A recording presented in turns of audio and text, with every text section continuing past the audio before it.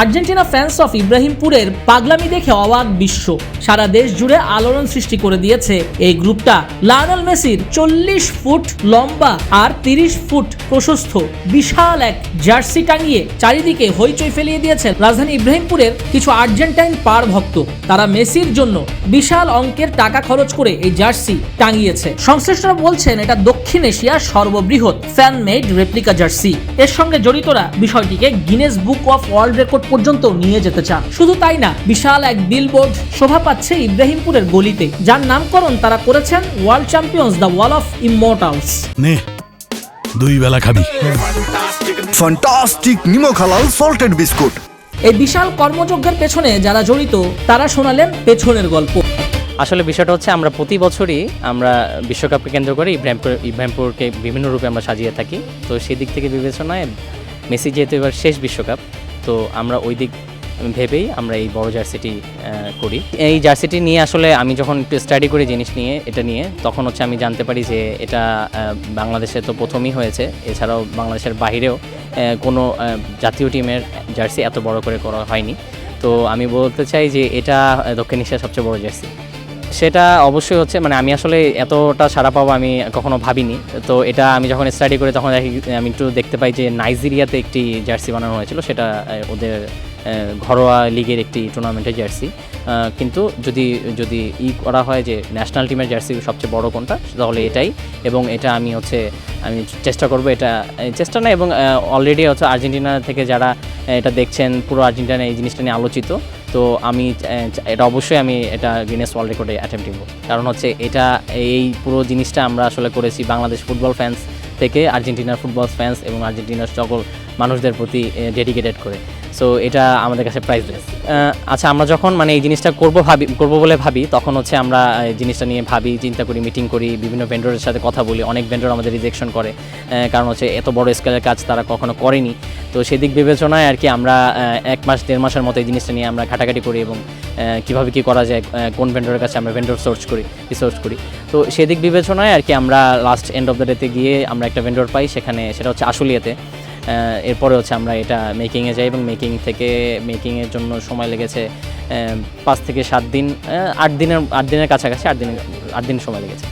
আমি আসলে একটু অবাক হয়েছিলাম যে আমার জিনিসটা যখন আমি দেখতে পাই যে আমার ফেসবুক প্রোফাইল থেকে এই জিনিসটা ভাইরাল হয়, তখন হচ্ছে যখন আমি আমার ফেসবুকে মেসেঞ্জারে ঢুকি, তখন হচ্ছে দেখতেছি যে অসংখ্য যে আর্জেন্টাইন ফ্যানরা আছেন তারা আমাকে মেসেজ করতেছে, তারা এই জিনিসটা নিয়ে অনেক আলোড়ন সৃষ্টি হয়েছে। তো সেদিক বিবেচনা আমি বলবো যে এই জিনিসটা ওই দিক পর্যন্ত পুরো আর্জেন্টিনা এই জিনিসটা নিয়ে আলোড়ন সৃষ্টি হয়ে গিয়েছে। ইভেন আমি আজকে এসে যখন আমি আমার এলাকায় ঢুকলাম, তখন হচ্ছে আমি একজন আর্জেন্টিনা থেকে আগত একজন গেস্টের সাথে আমি কথা হয়েছে। সে আমার আইডি থেকে আমাকে রিসোর্স করে আমার ফোন নাম্বার বের করে আমাকে ফোন দিয়ে আমার সাথে যোগাযোগ করার ট্রাই করে। কিন্তু ওই মোমেন্টে আমি ভার্সিটির এক্সামে ছিলাম, সেই জন্য ফোন পিক করতে পারিনি। পরে আমি এলাকায় এসে তার সাথে দেখা হয় এবং সে আমাকে জানায় যে পুরো আর্জেন্টিনাতে এই জিনিসটা নিয়ে আলোড়ন সৃষ্টি হয়ে গিয়েছে এবং তারা চায় যে এই জিনিসটা বাংলাদেশের আমি চাই যে এই জিনিসটা মেসি পর্যন্ত চলে যায় এবং মেসি পুরো টিম মেম্বাররা এই জিনিসটা নিয়ে জানুক। এবং তারাই বলতেছে যে জিনিসটা নিয়ে গিনেস ওয়ার্ল্ড রেকর্ডে তারা উইলিংলি চায় যে আমরা পার্টিসিপেট করি। বাংলাদেশে যদি কিছু পাগলা আর্জেন্টাইন ফ্যান হয়ে থাকে, সেগুলোর ভিতরে আমি একজন। তো আমি আমাদের যে আর্জেন্টাইন ফ্যান বেসের যে মেসি ভক্ত যে ফ্যান বেসদের, তাদের এক্সপেকটেশন 2022 সালে আমরা পূরণ করেছি। মেসির শিরোপা জিতার আসলে আর কোনো শিরোপা বাকি নেই যে সে জিতে নেয়। ফার্স্ট ম্যাচে যেটা হয়েছে, যে প্রথম ম্যাচে 3 গোল দিয়ে হ্যাটট্রিক করেছে, এই রেকর্ডটাও বাকি ছিল, এই রেকর্ডটা পর্যন্ত তিনি আমাদের দিয়েছেন। সো আমার মতে আর কোনো এক্সপেকটেশন নাই। আমরা এখন ফ্রিলি খুবই এনজয় করতেছি তার খেলা এবং তার এরপর প্রত্যেকটি খেলা আমরা খুবই আমরা জাস্ট খালি তাকে উপভোগ করতেছি, কারণ সে যেহেতু এবার শেষ বিশ্বকাপ, এটা দিয়ে আমাদের ফ্যান বেসদের এটাই আকাঙ্ক্ষা আছে।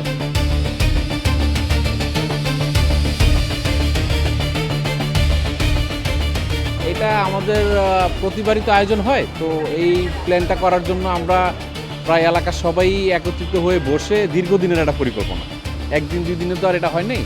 অনেক খোঁজাখুঁজির পরে, অনেক প্রিন্টিং হাউসে দৌড়াদৌড়ির পরে লাস্টে আমরা এক আর্জেন্টিন ফ্যান পাই যে এটা করতে খুব আগ্রহী হয়।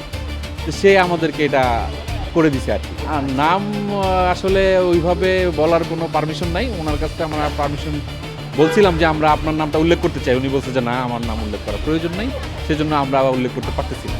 এটা আসলে প্রাইসলেস, এটা আসলে এই জন্য আমরা এটার কোনো প্রাইস নির্ধারণ করতেছি না, এটা মেসির জন্য আমরা তৈরি করছি, এটা প্রাইসলেস। না না না, আমরা কোনো বাধা বিপত্তি হয় নাই, আমাদেরকে সবাই হেল্প করছে, বিল্ডিংয়ের মালিক থেকে শুরু করে যেসব ছাদগুলো আমরা ইউজ করছি, রাস্তা ইউজ করছি, সবাই আমাদেরকে সর্বোচ্চ সহযোগিতা করছে, কেউ কোনো বাধার কোনো প্রবলেম হয় না। আসলে আমরা সবাই একটা সার্কেল, কেউ আসলে খোঁচা দেওয়ার কিছু না, ওরাও ব্রাজিলের জন্য আয়োজন করে, আমরা আর্জেন্টিনার জন্য আয়োজন করি, এইভাবেই চলতেছে। একটু তো সংঘর্ষ থাকেই, তারপরেও আমরা সবাই একসাথেই বসি, একসাথে চলাফেরা করি, ওটা নিয়ে কোনো সমস্যা নেই। অবশ্যই যেহেতু মেসির লাস্ট বিশ্বকাপ, আমরা চাই যে সে তার জীবনের শেষটা একটা ওয়ার্ল্ড কাপ দিয়ে শেষ করুক। কেমন লাগবে এটা আসলে বলে বোঝানো সম্ভব না, অবশ্যই ভালো লাগবে। সবাই যেভাবে সাপোর্ট করে আসছে আর্জেন্টিনা দলকে, সবসময় যাতে করে আসে, এটাই সবার কাছে আমার চাওয়া।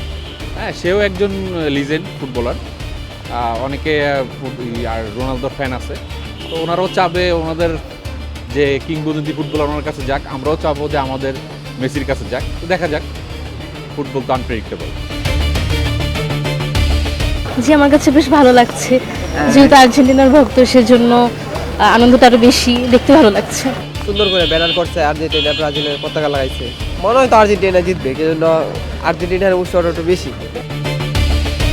অবশ্যই ভালো লাগতেছে, যেহেতু আমি আর্জেন্টিনার ফ্যান, আমার তো অনেক ভালো লাগতেছে। ঈদের মতো একটা ভাইব আছে। হ্যাঁ, ঈদের চেয়েও বেশি লাগতেছে, সবাই এরকম আনন্দ করতেছে, আর জার্সি পরাগুলো আরো বেশি ভালো লাগছে।